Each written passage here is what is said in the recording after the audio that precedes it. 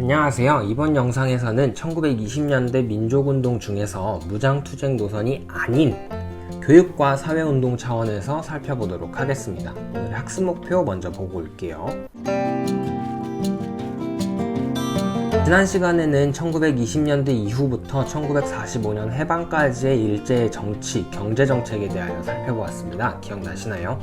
문화통치로 상징되는 1920년대 정책과 민족 말살통치, 병참기지화 정책으로 대변되는 1930년대와 40년대 일제의 정책에 대하여 보았는데요.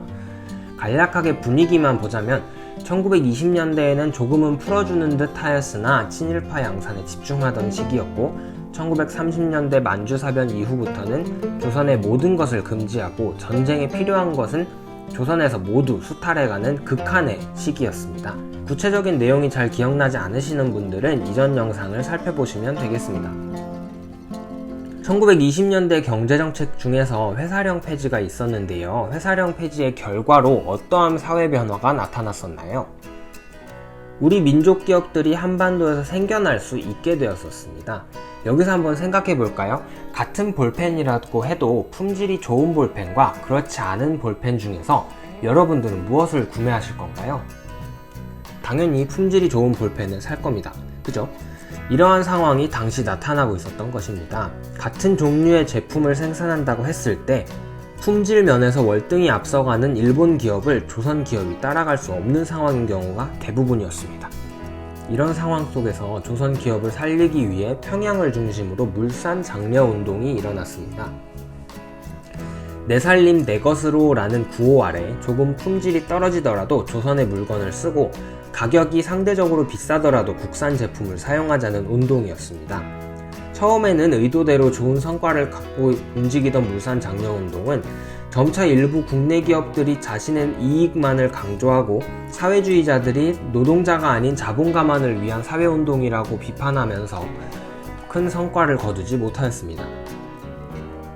경제적인 부분 이외에도 사회 영역에서도 민족운동이 전개되었습니다. 첫 번째로 일제의 차별교육에 대항하여 우리 민족의 힘으로 대학을 설립하고자 하는 움직임이 일어나게 되었습니다.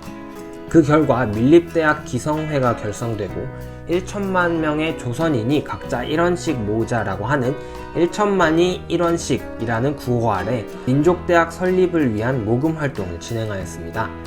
하지만 일제가 조선인의 고등교육의 문이 열리는 것을 막기 위해 방해함으로써 실패하게 되었습니다. 그리고 이 과정에서 일본은 경성제국대학을 만들어서 표면적으로 대학을 한반도에 만들어 주었다라는 것을 얘기하게 됩니다. 또한 농촌 계몽운동이 진행되었었는데요. 농촌의 열악한 환경 속에서 교육을 제대로 받지 못하는 민중들을 계몽시키기 위해 조선일보에서는 문자 보급운동을 진행하였으며 동아일보에서도 이와 유사한 분화로드 운동을 추진하였습니다. 특별히 여러분이 알고 있는 시문의 소설 상록수가 바로 이 시기 동아일보에서 추진한 분화로드 운동을 모티브로 한 소설입니다. 혹시 아직 읽어보지 않으신 분들은 한번 읽어보시길 추천합니다. 1920년대에는 사회주의가 한반도로 들어오면서 여러 사회운동들이 나타나기도 했습니다.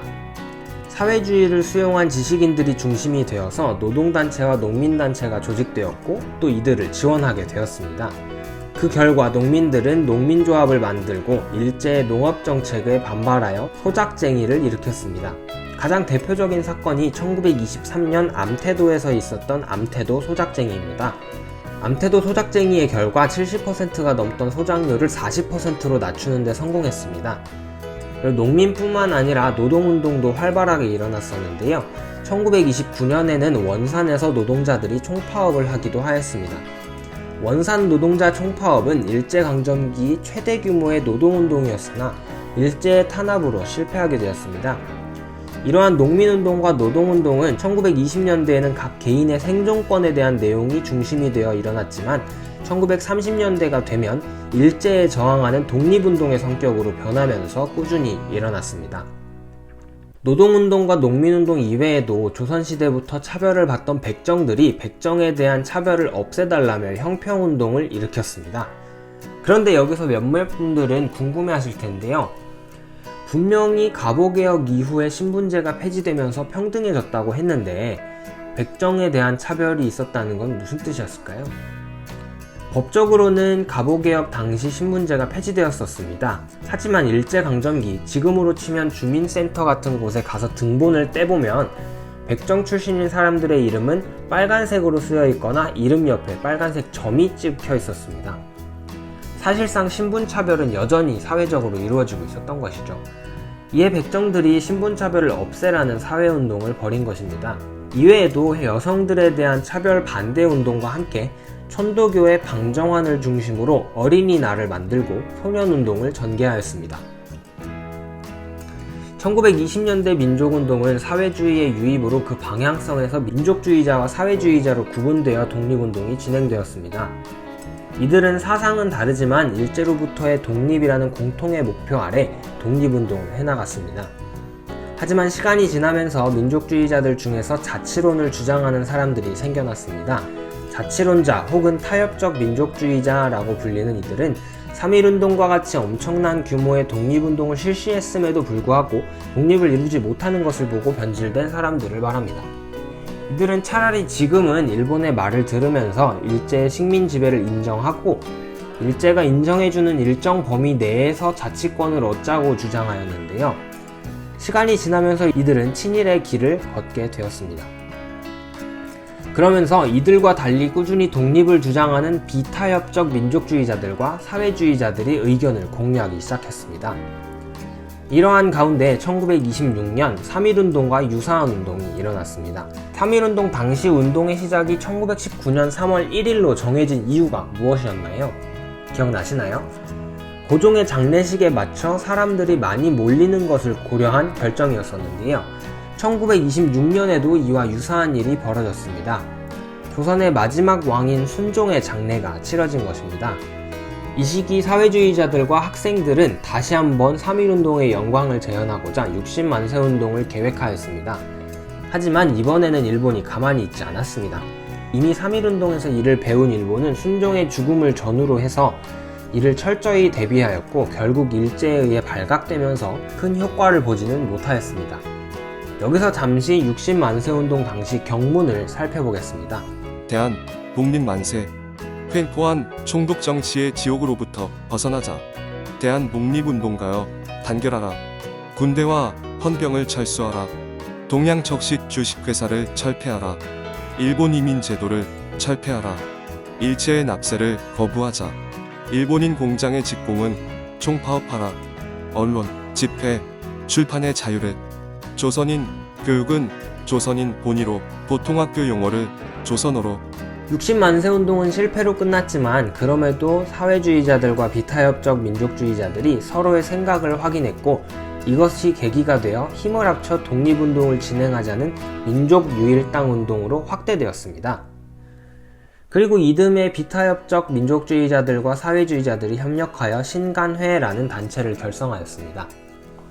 신간회는 일제강점기 최대 규모의 항일 민족운동 단체로서 민족의 단결과 정치 경제적 각성, 기회주의자 즉 타협적 민족주의자들을 배척하며 민중 계몽에 힘썼습니다.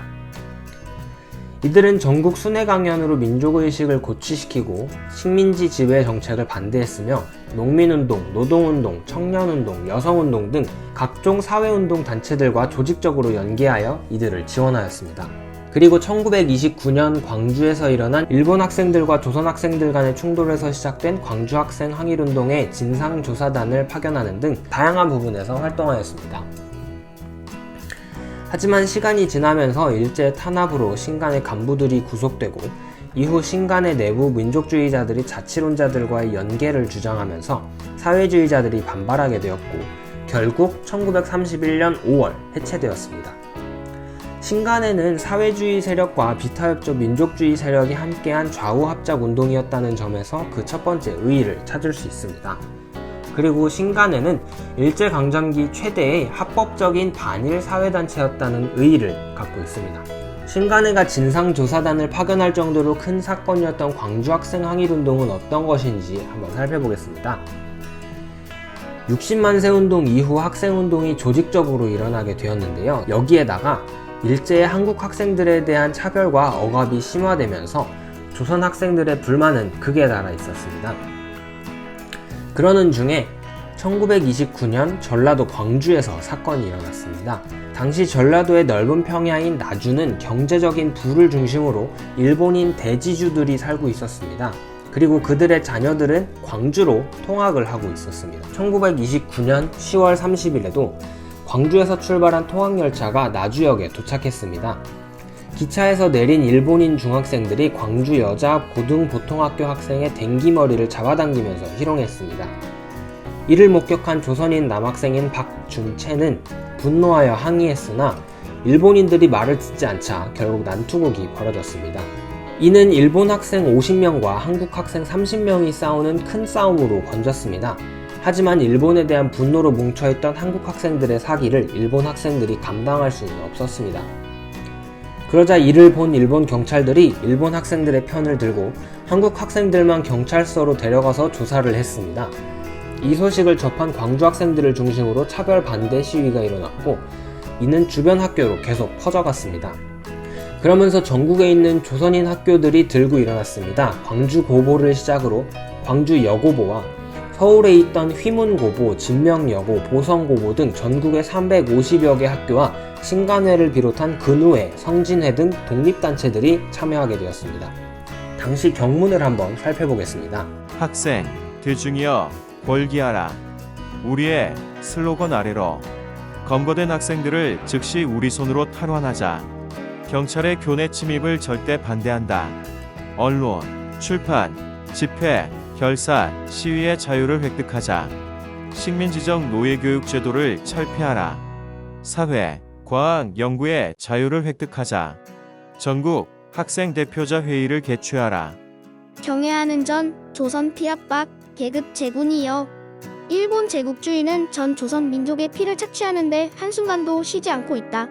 3.1운동 때 수만 명의 동포를 학살한 것을 비롯하여 불같이 일어난 노동자의 파업, 농민의 봉기, 학생의 동맹유학, 사회단체 집회 등을 얼마나 유린하고 우리의 전의를 검거 학살해 가고 있는가를 피 끓는 용감한 학생 제군이여.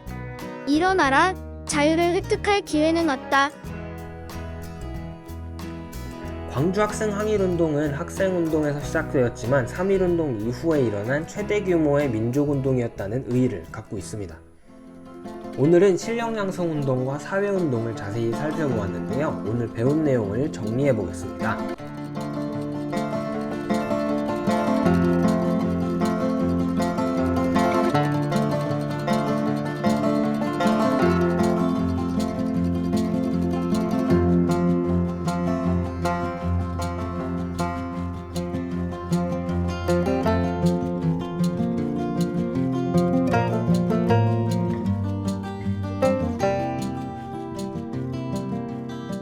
이번 시간 여러분에게 드릴 과제는 항상 안내해드리는 것처럼 오늘 수업 내용을 노트에 정리해보는 것입니다. 그리고 이번에도 역시 수업 내용 중 이해가 되지 않은 부분은 언제든지 질문해주시면 답변해드리도록 하겠습니다.